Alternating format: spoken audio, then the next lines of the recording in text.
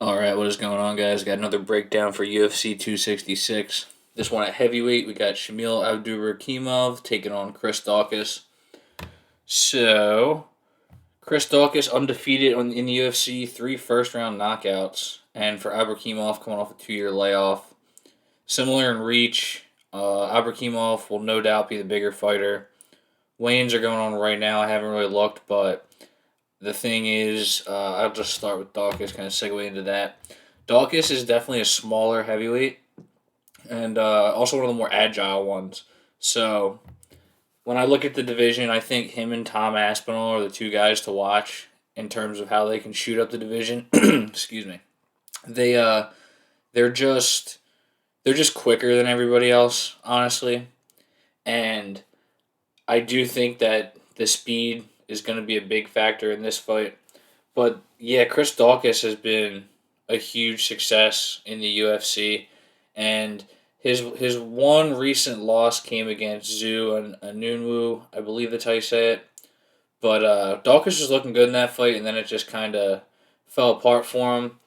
And yeah, it's been a great run for him. Former police officer, was police officer till recently. I'm from the Philadelphia area. I live downtown now, so I'm a big fan of Chris Daukaus, and I think he's one of the better prospects out of this area. But yeah, just lightning fast combinations, very accurate striking. Also a BJJ black belt, though it hasn't been seen yet. And yeah, all first round knockouts. If you watch the Parker Porter fight, you get a feel for the combinations. He's got great combinations he can string together, and his overhands are so accurate. It's kind of crazy. It's just a laser, gets stuff right on the jaw, and yeah, just he's just faster. And also, since getting to the UFC, you can tell he's just worked on his physique. He's worked on getting in better shape, and yeah, he comes in smaller.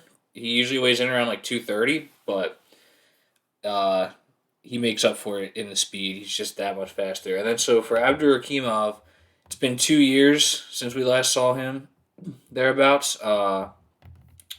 He last got ground and pounded by Curtis Blades, but before that has a great fight with Marcin Tybura and Andrei Arlovsky. Looks really good in those fights. Two solid wins there. But the thing is it's just you got age. I think Abdurakhimov is 40 now. Yeah, he's 40.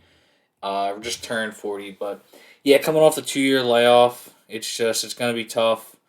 I do think he'll probably try to take Daukaus down, and Abdurakhimov has good takedowns. I honestly don't know the term for it, but he's good at just kind of pushing people down. Sorry, sometimes my technical analysis isn't great, but I'm good on the betting analysis. Let's put it that way.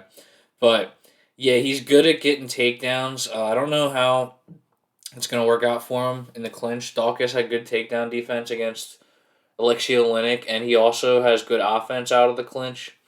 So for this one, it's hard not to like Chris Daukaus. I will say though that in terms of value for method of victory, which has been amazing to watch, like the evolution of the Chris Daukaus knockout odds, because he was a big underdog, or sizable underdog. Let's say 2-1 in his first couple fights, so you can get Chris Daukaus knockout pretty good price. But now it's at plus 125. And while I do think it'll happen, this is just one of those fights. I do this at heavyweight a lot where I'm just not going to play it too much. I'll do something with that Chris Daukaus by knockout, especially depending on how the night goes, because I bet some earlier fights. But yeah, it's a similar case to Sergey Spivak against Tom Aspinall.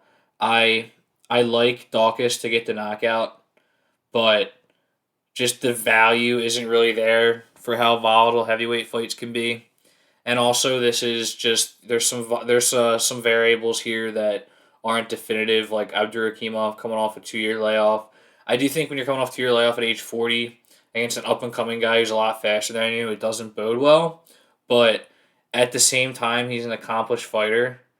I do think the speed is going to be a problem here. And I mean, if you wanted to go method and round, we'll see what we got for Chris Daukaus to keep up the round one knockout streak. Yeah, plus 370.